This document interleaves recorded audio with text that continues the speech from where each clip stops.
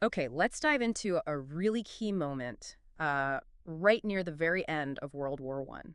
We're talking about the Battle of Cambrai in October 1918. Right. And just so everyone's clear, this isn't the Cambrai battle from 1917 people often think of first. Yeah, the famous one with the first big tank attack. No, this is the second Battle of Cambrai, part of that final big push, the Hundred Days Offensive. Exactly. And the sources we've got for this deep dive, they give us a really detailed picture of why this one was different. So what's the plan here? What are we trying to unpack? Well, our goal is really to look at the key events, get a grip on the tactics they were using, and sort of figure out its significance, in those last few months of the war. Because it feels like more than just another battle on the timeline, doesn't it? The sources suggest something was really shifting. Oh, absolutely. It's a fantastic example of how the war was evolving, moving away from that static trench warfare towards something, something different, more mobile. Okay, so let's set the scene. Cambrai, October 1918. What were the German defenses looking like? Were they dug in deep, ready for it? Not really. Yeah. Not compared to earlier in the war, anyway. The sources mentioned 3 defensive lines, stretching about, 7,000 yards? 3 lines, okay. Yeah, but held by just the 20th Landwehr and 54th Reserve Divisions. And here's the kicker. Only about 150 guns backing them up. 150 guns, that sounds, well, pretty thin for defending a key town, right? Especially in a major defensive line. Why was it so weak there? Well, you got to remember the big picture. The Hundred Days Offensive. The Allies were hitting them hard all along the Western Front. Right, so resources were stretched everywhere for the Germans. Incredibly stretched. But specifically around Cambrai. The sources point to the speed of the Canadian Corps just before this. Ah, the Canadians. They had just broken through at the Canal du Nord, hadn't they? Exactly. And those were stronger defenses they'd overwhelmed. So their rapid advance towards Cambrai basically meant the Germans holding the town. Well, they just didn't get enough time to properly dig in, reinforce, prepare. Okay, so the momentum from the previous battle really played a part. Makes sense. So, Germans are a bit unprepared. What about the Allies? What was their plan? Was it just the old big bombardment, then charges style? No, this is where you really see the 1918 tactics coming together. Yeah. It was a much more integrated approach, a combined arms strategy. Oh, combined arms. Tell me more about that. What did it actually involve on the ground at Cambrai? Well, there was a stiff artillery bombardment, yeah. But the coordination was key. The sources highlight a large number of tanks. How many are we talking? 324 tanks specifically mentioned, which is quite a lot. Exactly. But crucially, they weren't just rumbling out there alone. They were providing close support, moving right up with the infantry. And right alongside them. Yeah, and then you had aircraft involved too, flying overhead, spotting for the artillery, maybe even hitting ground targets sometimes. It was just much more joined up than, say, the Somme 16. That sounds way more effective. So how did this coordinated punch actually work when they hit the town? So the initial push was October 8th. The 2nd Canadian Division went into Cambrai itself. And heavy fighting. That's the striking part the sources mention. They met only sporadic and light resistance. Sporadic and light. In a town, in WWI. That sounds unusual. It really does stand out, doesn't it? They moved through pretty quickly, pushed northwards. So they didn't get bogged down clearing every street. No, they basically bypassed pockets of resistance. Yeah. The sources say they left them mopping up to the 3rd Canadian Division coming up behind them. Okay, so the 3rd Division handles the clearing. What did they find when they moved in? Well, they properly entered the town on October 10th, 2 days after the first push, and they found it. Essentially deserted. Deserted. The whole town. Pretty much.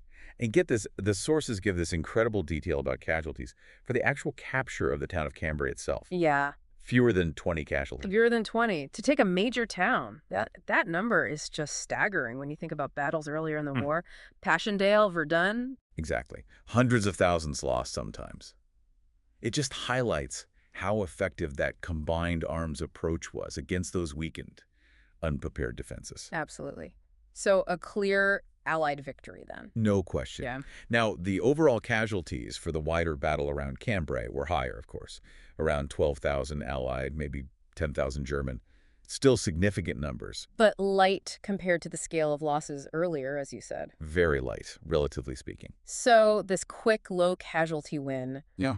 What did it mean for the bigger picture? You mentioned the shifting nature of the war. How does Cambrai fit into that? This is really where it becomes a textbook example. The Hindenburg Line, that main German defensive system was now properly broken. Decisively breached. Right. And with key places like Cambrai falling relatively easily, the whole front just became much more fluid. Mhm. The speed of the Allied advance really picked up after this. Because the Germans just couldn't fall back and dig another massive trench system in time. Precisely. They didn't have the time, didn't have the resources, maybe not even the manpower by then. So their whole defensive approach had to change. How did it change? Well, instead of trying to hold long lines in open country, they increasingly started falling back on urban areas, Mm. towns, villages. Using buildings for cover. Exactly. Using buildings as ready-made strongpoints, Yeah. setting up defenses in populated areas, which, also meant fighting amongst civilians sometimes. And that must have made things harder for Allied artillery. Couldn't just flatten everything. It certainly complicated things, reduced the effectiveness of just shelling an area into oblivion before attacking. Yeah. So yeah, the war was shifting away from those static lines. And becoming more about maneuver, taking towns, house-to-house fighting in some cases. You got it. A campaign of movement with towns as the key points of friction.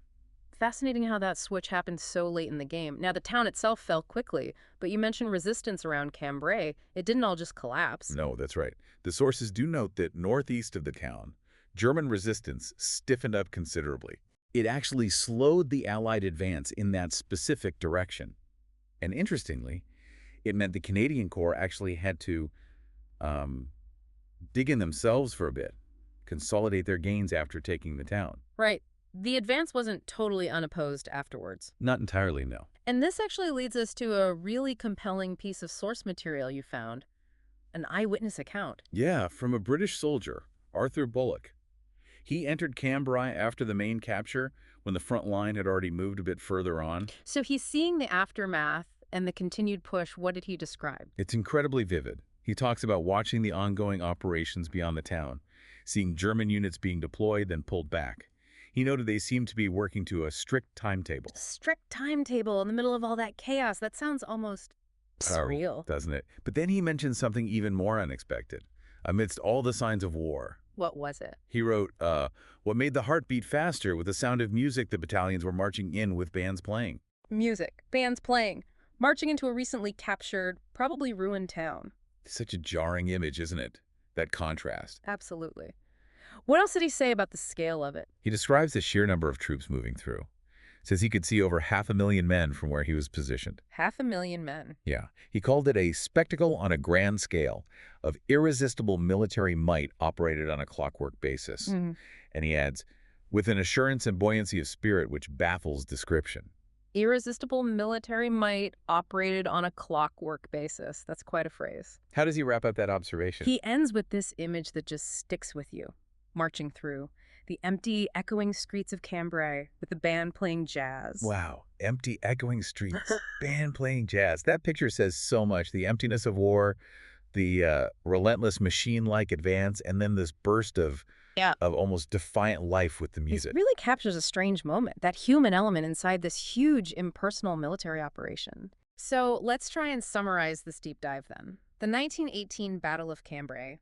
It really shows us these newer combined arms tactics, tanks, infantry, aircraft, all working together, finally hitting their stride. Yeah, proving devastatingly effective, especially against a German army stretched thin and unable to prepare properly in that sector. And it marks a real turning point, highlighting how the war itself was changing in those final months, moving away from the trenches. Towards a war of movement, of capturing towns, becoming much more fluid. And that speed, that success at Cambrai, it was a key part of breaking the Hindenburg Line for good and really speeding up the end of the war. Absolutely crucial. It changed the whole dynamic on the Western Front. It really did. So as we finish up, I want you, the listener, to hold on to that image from Arthur Bullock. Battalions marching, bands playing jazz through those empty, echoing streets of Cambrai. That stark contrast. Yeah. Think about that massive, almost overwhelming military force, moving like clockwork, filled with this strange buoyancy, set against the silence and the vacuum left by the battle in the town itself. What does that single kind of surreal image tell you about the human experience caught up inside these immense, organized acts of war? It's something to really mull over.